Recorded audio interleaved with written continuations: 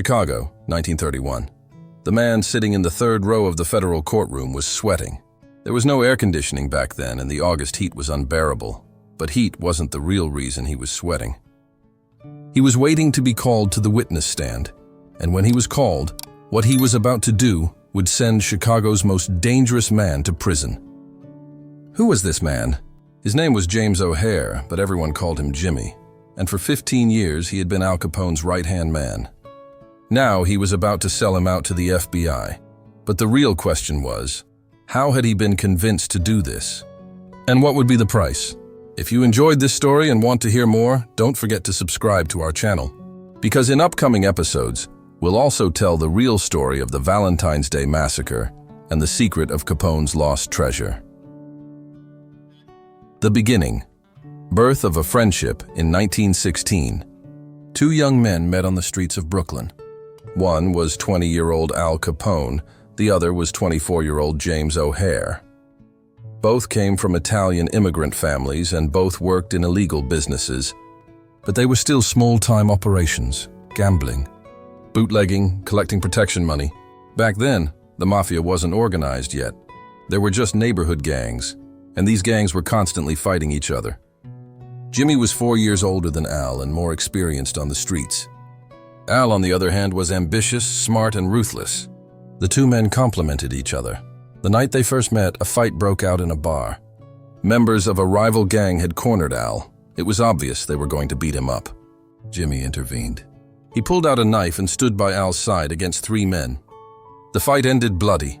One member of the rival gang was stabbed and taken to the hospital. Jimmy and Al ran that night, hiding in the Brooklyn streets until morning. That night, Al made a promise to Jimmy. "I won't forget this. One day I'll repay my debt to you." Jimmy didn't answer. He just laughed. He didn't know then that this debt would destroy his life 15 years later. When Prohibition began in 1920, everything changed. Alcohol trade became illegal, and this launched the golden age of organized crime. Al Capone moved to Chicago at the invitation of his mentor, Johnny Torrio, and he took Jimmy with him. "You're my brother," Al said. "Wherever I go, you're coming."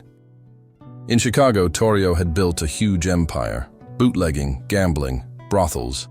And Al quickly became Torrio's right-hand man. But Al's right-hand man was Jimmy. There was such trust between them that Al would entrust important jobs only to Jimmy. "Don't trust anyone," Al would say. "Only trust family, and Jimmy is like family."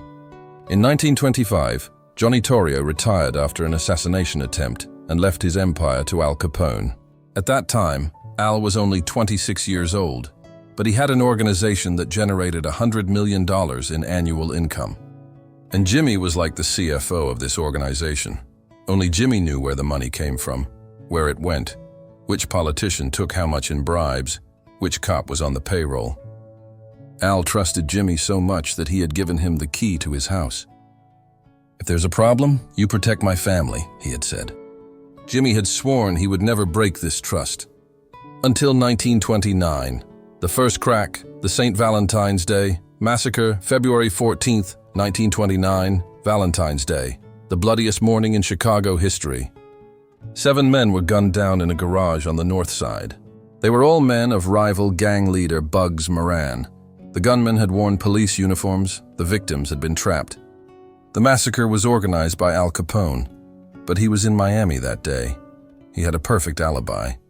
The one who organized the job was Jimmy O'Hare. Al had given him instructions.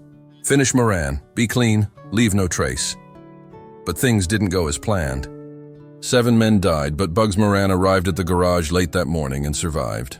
Moreover, the massacre was so bloody, so brutal that all of America was shocked. The press went crazy. The FBI took action. Jimmy was at the garage that morning. He had organized the gunmen, made the plan, and he had made a mistake. When bribing the garage owner, he had used a check instead of cash. And that check belonged to one of Al Capone's companies. When the FBI began examining banking records, they found this check. And the signature under the check belonged to Jimmy O'Hare. FBI agent Elliot Ness brought Jimmy in for questioning. "Why did you write this check?" he asked. Jimmy didn't answer. He asked for a lawyer. Ness smiled. "A lawyer? Jimmy, you're going to be tried for 15-year-old murder. as the killer of 7 people. "The electric chair is waiting for you." Jimmy still didn't answer, but he was panicking inside. Because he knew, if the FBI arrested him, Al Capone wouldn't save him. Couldn't save him. Ness released Jimmy but left a business card. "Think about it," he said. "We want you, but what we really want is Al Capone. Give him to us, we'll give you immunity and a new identity. Move to another state with your family, start a new life. Or stay silent and die in the electric chair. Your choice." Jimmy took the card but tore it up. "Elliot," he said. "You don't know me. I'm not a rat. I'm a loyal man to Capone. Don't bother me again." Ness nodded. "Okay, Jimmy, but the offer stays on the table. If you change your mind, know that I'm here." The next day, Jimmy told Al Capone everything. The FBI questioning, the check, the threat, the offer, everything. Al listened and smiled. "Don't worry, brother. The FBI is just trying to scare you. I'll protect you. I've got lawyers, I've got politicians, I've got judges. The FBI can't touch you." Jimmy was relieved. He trusted Al. But there was something Al didn't know. The FBI wasn't just targeting Jimmy. They had targeted Capone's entire organization. And the strategy was, first flip the small guys, then catch the big fish. Jimmy was one of those small guys. Pressure increasing. Family targeted in early 1930. The FBI began applying a new pressure strategy to Jimmy. They weren't just questioning him anymore. They were targeting his family. Jimmy had a wife named Rose and an 8-year-old son, Tommy. FBI agents started following Tommy after school. Rose noticed this and got scared. When she told Jimmy, Jimmy got angry. "They wouldn't dare touch my kid," he shouted. But Rose was crying. "Jimmy, they're the FBI. They can do anything. Please, get out of this business. Find something else. Think about your family." One night when Jimmy came home, he found an envelope at the door. Inside was a photo of Tommy leaving school. On the back of the photo was a note written in red pen. "Beautiful kid. Shouldn't be held responsible for his father's mistakes." Jimmy tore up the envelope, but his hands were shaking. This was an open threat. The FBI was sending a message. If you don't cooperate, you won't be able to protect your family. Jimmy couldn't sleep that night. He thought about his son's face. Tommy was innocent. He had no idea about this world. But the FBI was using him. The next morning, Jimmy met with Al Capone. "Al, the FBI is targeting my family. They're following my son. They're sending threat letters to my wife. You have to do something." Al looked serious. "Jimmy, I understand you. But this is the FBI's tactic. They're trying to scare you. You have to hold out. I'll protect your family. I'll send my men. They'll be under 24-hour protection." Jimmy wasn't satisfied with this answer, but he had no other choice. He had to trust Al, but Al's protection wasn't enough. Because the FBI wasn't just using physical threats. They were waging psychological warfare. Every day, Rose received anonymous letters. Inside were Jimmy's criminal records, murder news clipped from newspapers, articles about children dying in gang wars. Rose read these letters and was going crazy. One night, she yelled at Jimmy, "Who do you think you are? You're a gangster, a killer, and you're dragging my son into this swamp too." "Enough, enough!" Jimmy couldn't answer. Because Rose was right. Breaking point. The tax case in March 1931, the FBI officially filed charges against Al Capone. But the charge wasn't murder, smuggling, or extortion, it was tax evasion. Elliot Ness and his team had worked for years to catch Capone and finally found the weak spot. Capone made millions annually but never paid taxes, and IRS records were full of evidence of this. But there was one problem. Capone did all his financial transactions in cash. He had no bank account, didn't use checks, kept no records. So how did the IRS know how much he made? Answer: someone from the inside had to talk. The FBI brought Jimmy in for questioning again. This time, Elliot Ness didn't come alone. He was accompanied by IRS Inspector Frank Wilson. Wilson put a thick file on the table. "Jimmy," he said, "in this file there are 847 financial documents bearing your signature. Checks, receipts, money transfers, all related to Capone's organization, and all evidence of tax evasion. You signed these documents, so you're guilty too." Jimmy looked at the file and felt sick. Wilson was right. All those documents were real and all had his signature. Ness stepped in. "Jimmy, it's time to make a choice. Give us Capone's income records.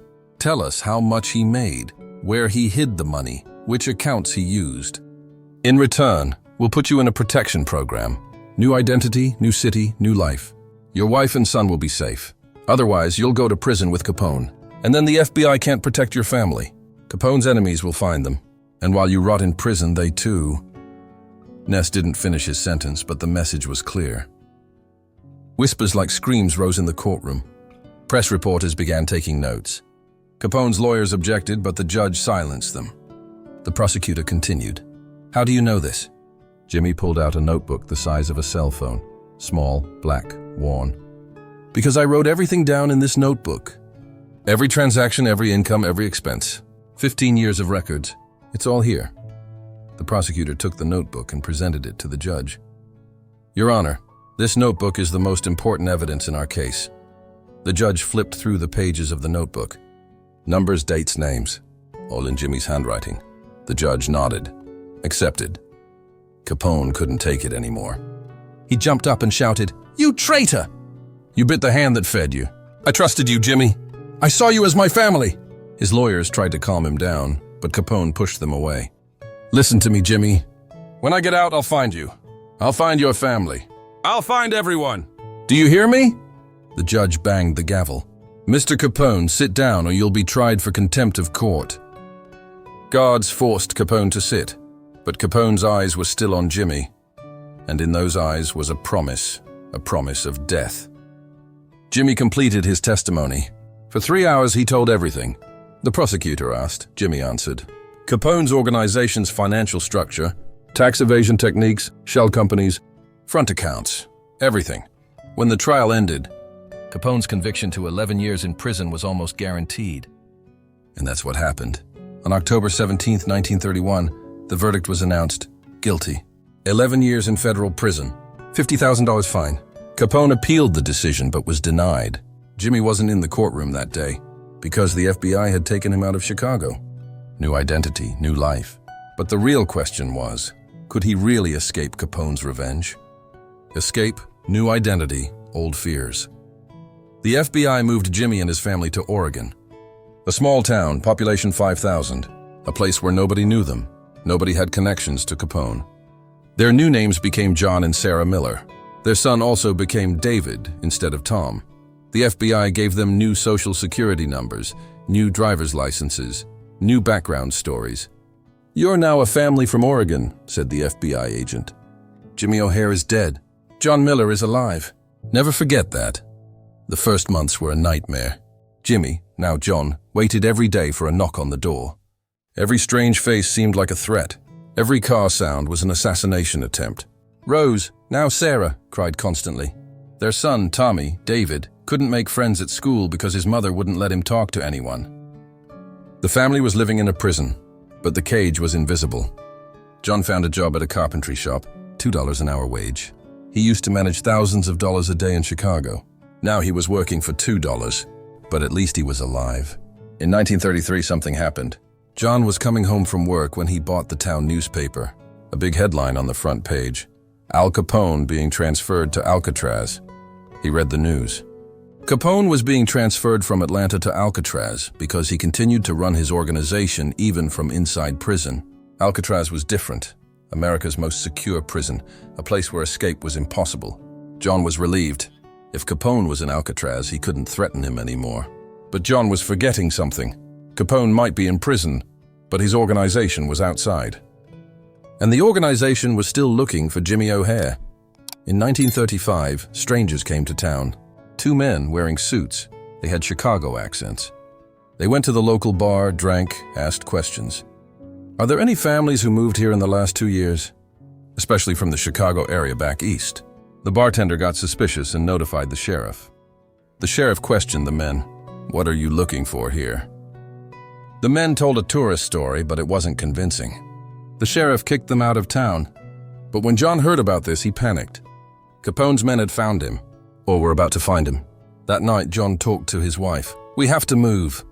They found us, Sarah cried. Where, John? Where do we go? Are we going to run forever? John didn't know the answer. He called the FBI, explained the situation. The FBI agent said, Mr. Miller, as I told you, we can protect you, but we can't guarantee it. Capone's organization is big. They have men everywhere. Best thing is to continue living quietly. Don't draw attention, and always be alert. John hung up the phone. That was the extent of the FBI's help. All that was left was fear and waiting. The beginning of the end, Capone's death and paranoia. In 1947, Al Capone died. The news hit the papers. America's most famous gangster dies. John read the newspaper and took a deep breath. It was finally over. Capone was dead, the threat was over. But was it really? Because Capone died, but his organization didn't die. The Chicago outfit was still active, still powerful, and the outfit's memory was long. Jimmy O'Hare's betrayal wasn't forgotten. In the 1950s, John and Sarah finally began to relax. Their son David had grown up, finished high school, was going to college. Life seemed to have returned to normal, but at night John still had nightmares. In his dreams, there was the courtroom, Capone's angry face, the scream, "I'll find you." He would wake up drenched in sweat. Sarah would calm him down. "It's over, John. It's all over." But John knew, for a rat, nothing was ever over. In 1955, a letter came from Chicago. The sender was unclear. Inside was a single sentence: "Traitors are never forgotten." John burned the letter, but his hands were shaking. Someone remembered him. Someone was still looking. He called the FBI, but the FBI wasn't interested. "Mr. Miller, this is probably a prank. Capone died 10 years ago. Most of his organization has scattered. You don't need to worry." But John was worried. Because the Chicago outfit's rule was clear, betrayal was never forgiven. John died in 1960. Heart attack. He was 54 years old. Sarah told David, "Your father died in peace." But David knew his father hadn't been at peace in his final years. He had lived constantly alert, constantly with fear. There were only 5 people at the funeral: Sarah, David, 3 neighbors. Jimmy O'Hare's funeral in Chicago would have drawn thousands. John Miller's funeral drew 5 people. That's what betrayal was. You lost who you were and died alone. Legacy, the price of betrayal. Today, Jimmy O'Hare's story is almost forgotten. History books talk about Al Capone, talk about Elliot Ness, but don't talk about Jimmy. Because he wasn't a hero, he wasn't a victim either. He was a rat, and in America, rats have no place in history books. But Jimmy's story is important because it shows a truth. Betrayal isn't an easy choice, and the price is heavy. Jimmy was loyal to Capone for 15 years. Then, when his family was threatened, he made a choice: loyalty or family. What would most of us do in the same situation? Maybe we'd make the same choice, but the price would be changing your life, losing your identity, living in constant fear. Jimmy paid that, and in the end, he died as a lonely, frightened man,